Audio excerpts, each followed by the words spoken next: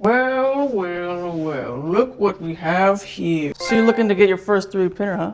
But you don't know which one to get? Well, look no further than this video, because I will compare the 4 major entry-level 3D printers on the market right now. We got the big 3 of the 3D printing world, and we got a special contestant to compare it to. We have the Anycubic Kobra X, the Bambu Lab A1, the Creality SparkX i7, and an unexpected contestant, the Flashforge 85X. So let's discuss the pros and cons of each printer and see which one is probably the best for you. So let's get started.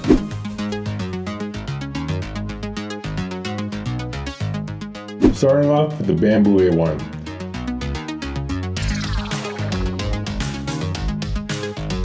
So the biggest pro that the Bambu has is pretty straightforward and it's very easy to use. So if you're a very beginner in regards to 3D printing, this is probably the way to go for you. That Bambu has a huge community and a vast amount of free online models already ready to print. For replacement parts, if you break anything on this printer, you can buy that replacement part from its website instead of replace a whole system. Being on the market the longest, there are plenty of upgrades and modifications you can buy, print for your A1. Despite the Bambu being the oldest, it still constantly receives update to its firmware. Now for the cons, its AMS system, it can take quite a bit of room, especially if you place that system next to it. But if you put it on top with a mod, you can get rid of that whole issue. Out of all the printers, the Bambu, we had the most clogs and jammed. When we're troubleshooting, it could be very tedious to access and take apart that extruder, which is very annoying.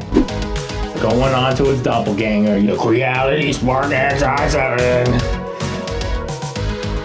If you place that Creality printer next to the Bambu, they are basically the same, just mirrored. What makes the Creality SparkX i7 different? It's a slightly bigger print bed compared to the Bambu. Not a big deal though. Another pro that it has is when we had any clogs or anything like that, the troubleshooting and the maintenance was pretty easy. Remove those clogs compared to the Bambu. Some of the cons we got with this printer, I'm not a fan of the DFS system. So that box on the side that holds all the filament, it's just a box. If that was a dryer as well, this would be amazing. You can't load it up on top of the printer or anything, and it has to be on its side. It kind of takes up a lot of space where I could have just put another printer. I think that's one of the biggest cons that this printer has. Oh, next up we got the Anycubic Kobra X.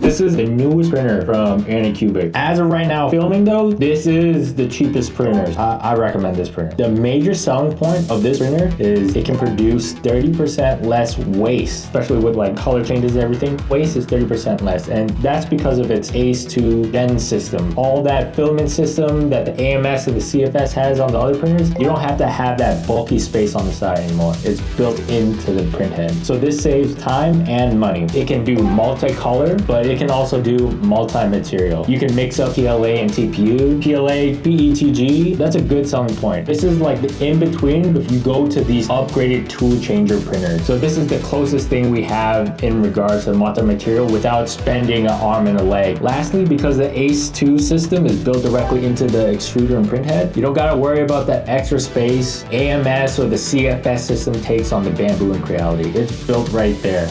You just gotta load the filament up top. It does all the automatic loading itself. Now, some of the cons that I have on it. So it's not really a con, but it can be a con. It's a little tricky. The multi-material, multi-filament is built into the print head. All the electronics and mechanisms are there too. So it's really compacted right in the print head. If you have like those major clogs, which we did, it requires you to sometimes do a full disassembly. So you gotta take it apart. You gotta unplug some wires, hopefully seat everything back once you put it back together. So if you're not really confident in taking things apart and putting it back together, this printer might not be for you. For it being a compact system, that is one of the downsides. Luckily, there's tutorials and guides for that.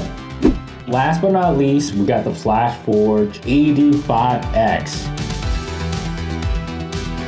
This printer, it really surprised us. Print size, it's not as big as the others. It runs about 220 by 220 by 220. It's very small in regards to the print bed. Going to this pros, it is a Core XY printer. Unlike these other printers where they're bed slingers, when they print, they move the bed back and forth. This is a Core XY. The print head moves and the bed goes only up and down. This is good for us because sometimes when we want to do these time lapse, we just set our phone there and put it on time lapse mode and bam, easy time lapse. We can't can't get good time lapses on the other printers with its built-in cameras. Another pro that it has, it's multi-material. It's built on the side of the printer. Unlike the Bambu and Creality where they have a whole separate system, this one is a very small system built right on the side of the printer. It doesn't take up any room at all. It's so super compact, very intuitive. Our experience so far, it handles soft filament the most reliably. When it comes to TPU, we have zero issues. If you ever printed with TPU Air, which is like the super soft one with foams up, that can be really hard to print. You can't really print it on the other printers, but this printer here, it definitely can print that. Next pro is it's easy to troubleshoot. It was really easy to access the extruder and do like maintenance and unclogging or cold pulls. For its cons, so the bed size is pretty small. It's the smallest out of the 4. If you need to replace any parts, especially like small parts, there aren't as easily available on its website, so it might require you to replace the whole extruder component. Also, when testing, the 85X is the slowest printer out of all the printers. So its print speed, for some reason, it's not as fast. It can't keep up. You know, sometimes the quality is better, the reliability might be a little better, so that's the trade-off sometimes. And the last con, and this is the biggest con for us, Flashforge's slicer is not easy to use. So it's slow. Flashforge Orca is not intuitive. It's not user-friendly. It's kind of just bare bones. It can crash sometimes, and it's just a turn off. Hopefully this changes with time, but as of right now, this review, the biggest con for this printer is its slicer. Now that we know all about these printers, now let's get to the ranking.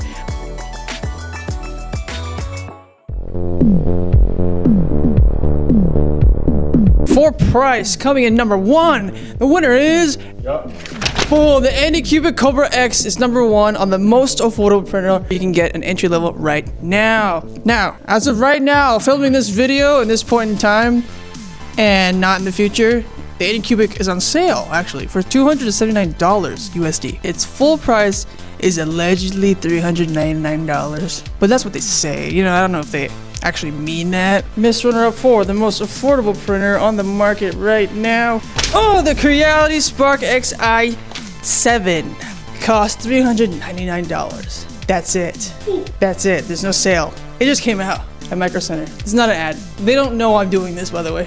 Third place for Miss Universe 3D printer entry level is surprise, the Flashforge 85X.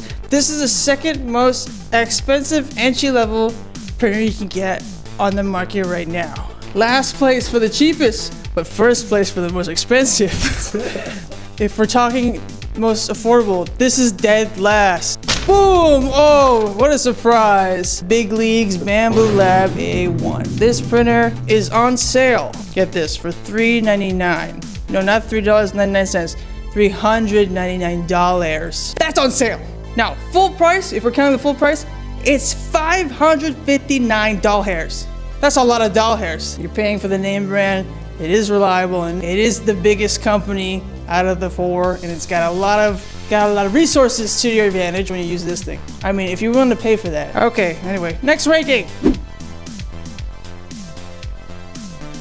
Let's start our rankings. In number 1, we have the Anycubic Kobra X, which boasts a 260 by 260 by 260 print volume. If you're looking for the biggest printer out of these 4, this is the one to go. Second place with this fabulous RGB lights is the Creality SparkX i7, which boasts a 260 by 260 and get this, 255 print volume. Slightly smaller than number 1. Be for who you are, for your pride. Number 3 in regards to print size, the originator, the OG, the Bambu A1. Its print size is 256 by 256 by 256. So standard print size. Nothing significant to say. Let's go on to number 4. The last place, unfortunately, the runt of the litter and the smallest one of all the printers, the Flashforge, unfortunately. So we got a print size or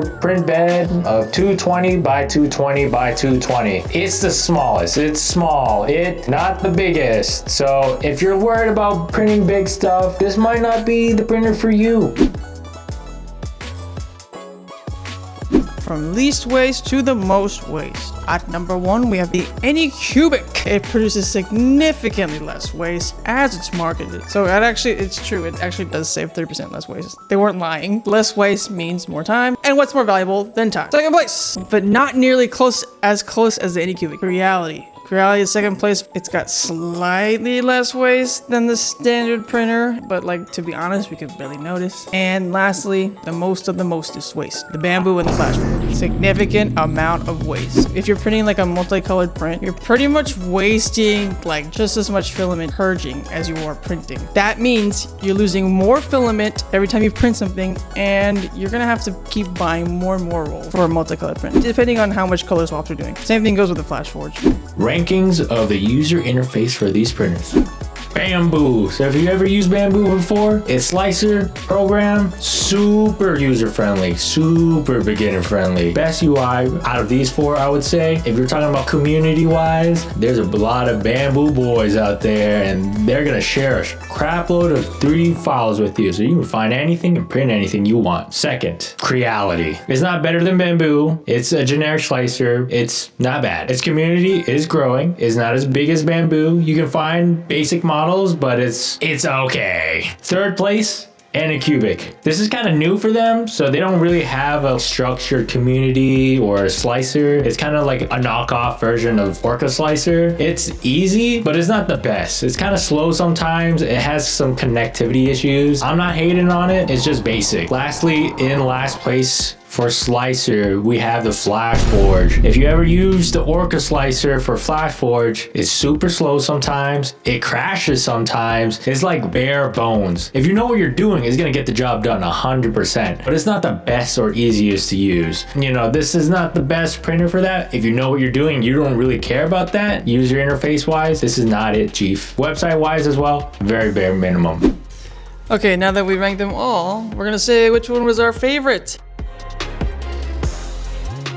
I'm gonna go first because my opinion doesn't really matter. From my perspective, as a cosplayer, I like to record things on time-lapse for TikTok. I prefer the AD5X. I know the UI sucks. I don't really care. What matters to me is the shot. And since I cosplay, I like soft printed things. So there's that. For the actual 3D printing master, the more educated in 3D printing of the two of us, here is Lee Legacy. So as the guy who actually slices all these models and everything, my favorite out of all of these printers, and I've seen it in my wallet so far, would probably be the Anycubic Kobra X. It saves significant amount of filament, saves a lot more time too, so I would recommend this printer if you're a beginner. If we're talking about these 4, it's my favorite. For our recap and final thoughts, the Bambu A1. It's got the best user interface and a large 3D model library, but it's out of date and it needs the most maintenance. The Creality SparkX i7. It's an upgraded version of the Bambu with less maintenance, but it takes up too much room compared to the others, at least. Now, the Anycubic Kobra X. It's the lowest price out of the 4, and it's true multi-material, but it's hard to disassemble and not for people who are not confident in fixing things. The Flashforge AD5X. It prints in a Core XY, which is up and down. It's space efficient. It handles soft filament the best, but it's got a small print volume, and the slicer is not very user-friendly. In the end, they're all really good entry-level 3D printers. Hopefully this video helped you decide which printer is the best fit for you, especially if you're trying to get your first one. Do you have a favorite one? Did I miss any that I don't know about? Did a company foolishly overlook me and not send me their printer? Well, let me know in the comments. By the way, this is not sponsored in any way, shape, or form. They have no idea I'm doing this video. These companies, for some reason, thought I was qualified enough to have these, and I got them. So yeah, let me know which is your favorite, which one you're looking into, and leave a comment. I don't know what we should review next. We've been reviewing a lot of things here. We review figures, food, printers. We do everything. We rank everything. Okay, everything. Make sure you like and subscribe and check out my other videos right here. All right, Kokos out. Boom.